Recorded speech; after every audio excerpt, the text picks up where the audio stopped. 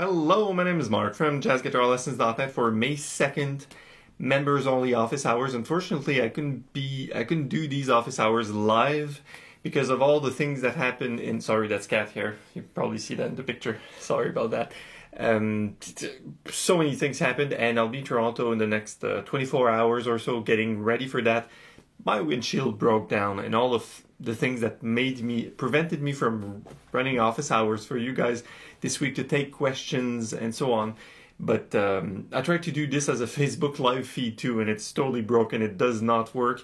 You know, they sent me a notification, my laptop, and they go, "Oh, that's Facebook message. I'm a very popular guy." Sorry.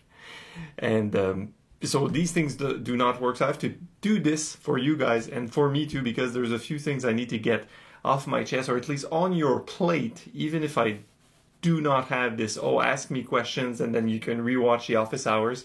There's a few things that are worthwhile discussing that can, you can spend some time pondering and perhaps practice a little bit. The first thing is we have How Insensitive this month, the month of May.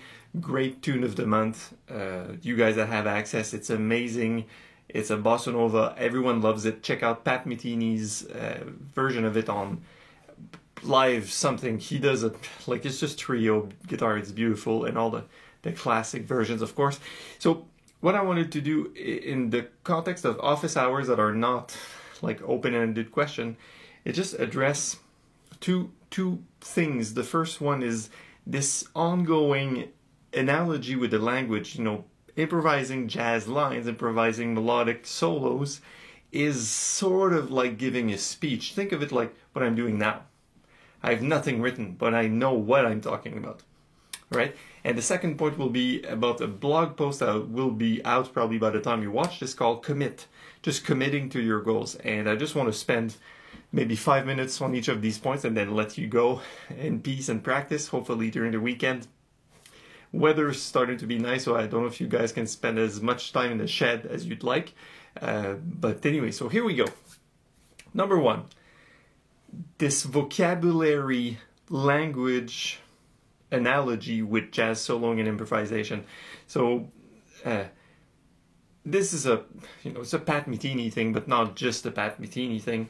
It's everyone that plays jazz thing, like Jim Hall, Bill Evans, and what the tiny point I want to insist on that might bring you clarity as far as being a member of the website and practicing and taking courses and try to develop your skills, is to be careful with theory and how we learn the things we learn. Sometimes it's not so organically, it's so mechanical, and it comes from rules.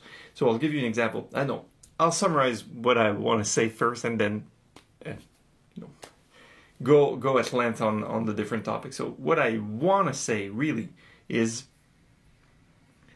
it's dangerous to assume that the rules of jazz were how these things came about.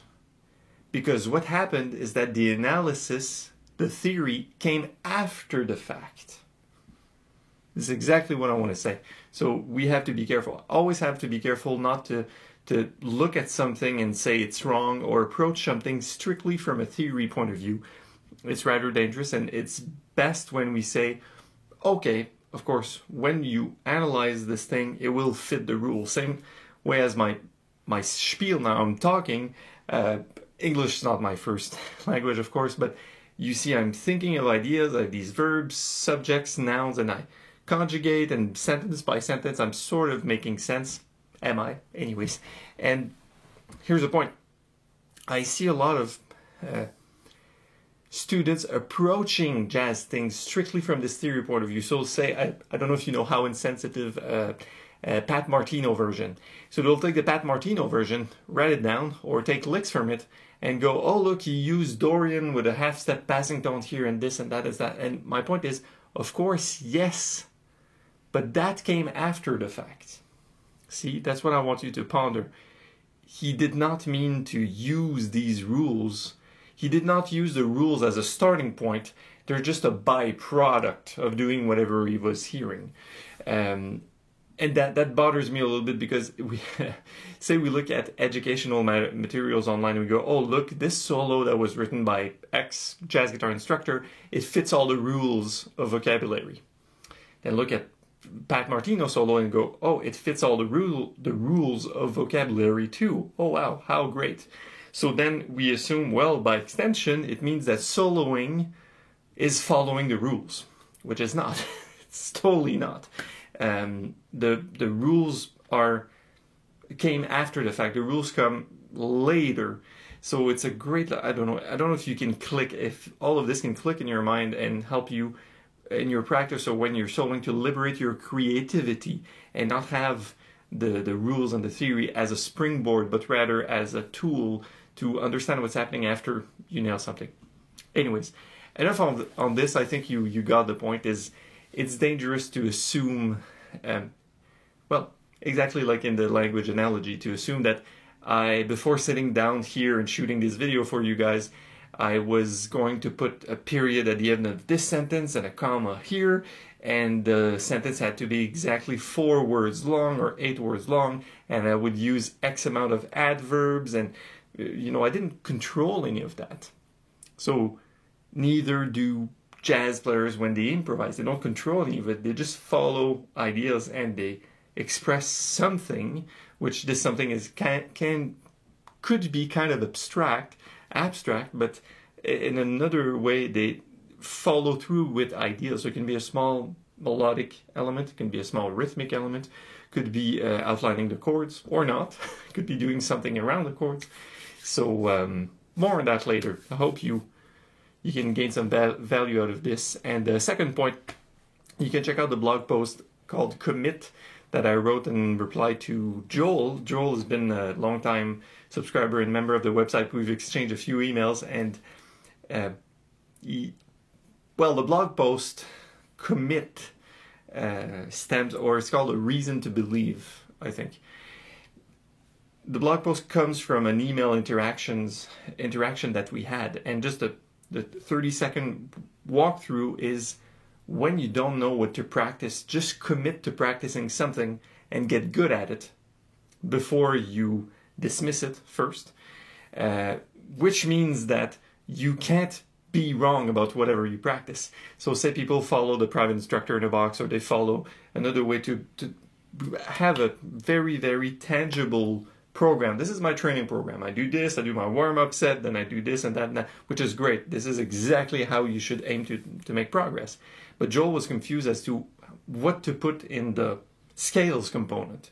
Say, what should I practice with scales? I'm like, well, you could do this, you could do that, you could do that, but nothing works for everyone, and you should really try something, but don't try something for 5 minutes or 5 days. Try it for 6 weeks. And here comes a gym analogy or sports analogy, which just clicked in my own personal life, which is, you need to do things a lot in order to get good. So if you want to get good at moving a certain amount of mass around, like say on the squat or a deadlift, you need to do that exercise very often to get good at it. So good means you can put more weight and your technique is flawless. So good in music would be, you can play it faster and more accurately with more feeling, and your technique is great and you're relaxed. So you need to do these things and approach them from different angles quite a lot before they become natural, or quite a lot before you can say, you know what, this doesn't work for me.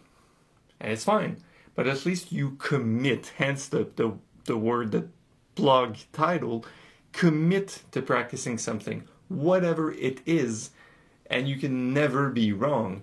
Worst case scenario, you will have found a way that just doesn't work for you at the moment. But you can be informed and go, yeah, I practiced this a while ago. I practiced this approach to scales, and it didn't give any results. But what I learned, I learned that it didn't work. It's not optimal. And I got this under my fingers. I moved on to another approach, which is more like this. And now this gave me other interesting avenues on the axe, but give me another set of problems. Haha, okay. So this is really how you should develop as, see another Facebook message. I'm a rock star, and it rings here too. Crazy, right? Sorry, guys. So that's it for this week's office hour. So I'll be in Toronto if you ever guys want to hook up on May 4 to May 10. We can I don't know, grab a beer, grab a gluten-free or low-gluten beer, or grab a coffee, shoot the shit. Let me know. I'll be downtown most of the time, of course, and keep me posted. It's a pleasure. I hope these office hours will help you as I try to do office hours every week since, starting in March, and the response is great. Like, people ask questions. So to further this, so you can ask questions straight on Facebook, on the members page. You can ask questions right on the YouTube video, right here at the bottom, on your jazzguitarstore.net accounts, right from the player. You can ask questions there or comment. The more, the better. Of course, if you're a member now and you're wondering what's in your different levels of membership, you should check out jazzguitarlessons.net/memberships, plural, and just you can see the whole description. If you need help switching membership levels or going down a degree or up a degree or something, just let us know. Write me an email and it will be a pleasure to help you do that. Once again, my name's Mark from jazzguitarlessons.net. Improve your jazz guitar playing with a real teacher. That's me, kind of, sometimes. And this has been the 10-minute walkthrough for the office hours for May 2nd, 2017. Take care, and I'll see you soon.